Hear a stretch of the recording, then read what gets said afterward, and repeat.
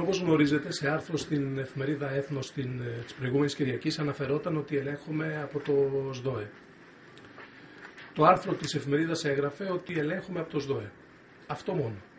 Τι σχέση έχει αυτό που έγραψε το Έθνος με όλη την απίστευτη φημολογία, τα απίθανα ψέματα και τη διαστρέβλωση της πραγματικότητας, η οποία παρατηρήθηκε αυτή την εβδομάδα που περάσαμε, πιθανόν από κάποιους και εσκεμμένα, στα καφενεία και στα σχόλια των διαφόρων ηλεκτρονικών μέσων. Εγώ απήντησα ήδη και είπα τι ακριβώς έχει συμβεί από την προηγούμενη Δευτέρα, όπως γνωρίζετε, με γραπτή δήλωσή μου. Επειδή όμως έχω μάθει να κοιτάζω όλα αυτά τα χρόνια τους συμπολίτες στα μάτια, όλους αυτούς που τόσα χρόνια με έχουν στηρίξει και επαγγελματικά και πολιτικά, σήμερα θα αναφερθώ για τελευταία φορά σε αυτό το θέμα, επειδή όλη αυτή η φημολογία η άδικη πλήττει την τιμή, όπως είπαμε, και την υπόλοιψή μου. Λοιπόν, έχω να σας πω μερικά πράγματα και παράλληλα θα παρουσιάσω και κάποια ευαίσθητα προσωπικά μου δεδομένα. Πρώτον, πράγματι, όπως είπα ήδη, έχει γίνει έλεγχος πόθεν έσχες, μου έχει γίνει έλεγχος πόθεν έσχες για την τελευταία δεκαετία, δηλαδή από το 2002 έως το 2010, σαν ελεύθερος επαγγελματίας ιατρός, όπως γίνεται τέτοιος έλεγχος και αυτή τη στιγμή που μιλούμε σε πάρα πολλούς συμπολίτες μας, σε όλη την Ελλάδα, αλλά και εδώ στην Τρίπολη, γιατρούς, μηχανικούς, δικηγόρους και άλλους ελεύθερους επαγγελματίες.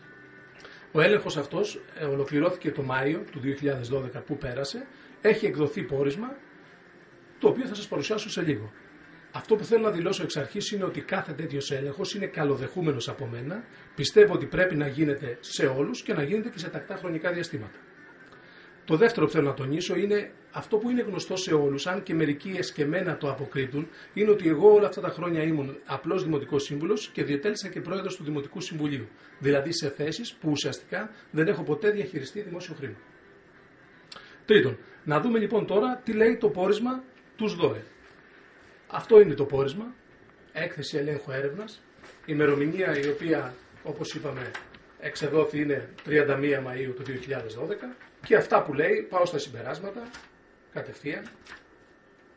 Για τις εν λόγω χρήσεις από το 2002 έως το 2012 δεν προκύπτει θετική διαφορά μεταξύ των συνολικών καταθέσεων και των δηλωθέντων εισοδημάτων μου. Δηλαδή τι σημαίνει αυτό? Ότι όποια χρήματα έχω στο λογαριασμό μου προέρχονται αποκλειστικά και μόνο από την εργασία μου, είναι δηλωμένα όλα στην εφορία και είναι ήδη φορολογημένα. Αυτό το λέει το ΣΔΟΕ. Δεν υπάρχει ούτε ένα ευρώ το οποίο να είναι αδικαιολόγητο, όχι βέβαια από το Δήμο το οποίο θα ήταν αστείο το σύστημα, αλλά ούτε καν και από το επάγγελμά μου δεν υπάρχει αδήλωτο ευρώ.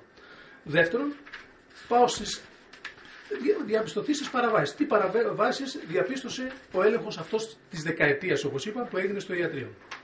Διαπιστωθήσεις παραβάσεις. Διαβάζω για να είναι ακριβές ό,τι λέει το πόρισμα. Σε βάρος του ιατρού Τζούμι Κωνσταντίνου του Χρήστου με αφημί ΤΑΔΕ, με έδρα την πλατεία Κολοκοτρώνη 7, αρμοδιότητας ΔΟΗ Τρίπολης, καταλογίζουμε τις ακόλουθες παραβάσεις. Αναδιαχειριστική περίοδο. Και ξεκινάει. Διαχειριστική περίοδο από 1η Πρώτου του 2002 έως 31 Δωδεκάτου του 2002. Περιγραφή παράβασης, μία έκδοση μιας απόδειξης παροχής υπηρεσιών. Το 2002 δεν είχα εκδώσει μία, διαπίστωσαν από τον έλεγχο, δεν είχα εκδώσει μία απόδειξη παροχής υπηρεσιών. Το 2003 δεν είχα κόψει 3, το 2010 τις είχα κόψει όλες, δεν διαπιστώθηκε καμία παράβαση. Είναι 15-20 αποδείξεις συνολικά στα 10 αυτά χρόνια. Δηλαδή το μόνο έβριμα, επαναλαμβάνω και κοιτάζω στα μάτια όλους τους συμπολίτες μας, το μόνο έβριμα του ελέγχου του ΣΔΟΕ είναι ελάχιστες, τυπικές, φορολογικές παραβάσεις, όπως παραδείγματος χάρη μη έκδοση αποδείξεων. Τέτοιες παραβάσεις που νομίζω αν υπάρχει ένας ελεύθερος επαγγελματίας που θα ελεγχθεί στην πόλη μας ή και στην Ελλάδα και δεν θα έχει αυτές τις ελάχιστες φορολογικές παραβάσεις, εδώ είμαι να το πούμε. Καμία άλλη παράβαση δεν διαπιστώθηκε από το ΣΔΟΕ. Επαναλαμβάνω, ούτε μαύρο χρήμα από το ιατρείο μου, που θα μπορούσε να υπήρχε σαν ελεύθερος επαγγελματίας, ούτε ευρώ, όπως σας είπα πριν, πολύ βέβαια περισσότερο, ούτε καμία σχέση με το Δήμο.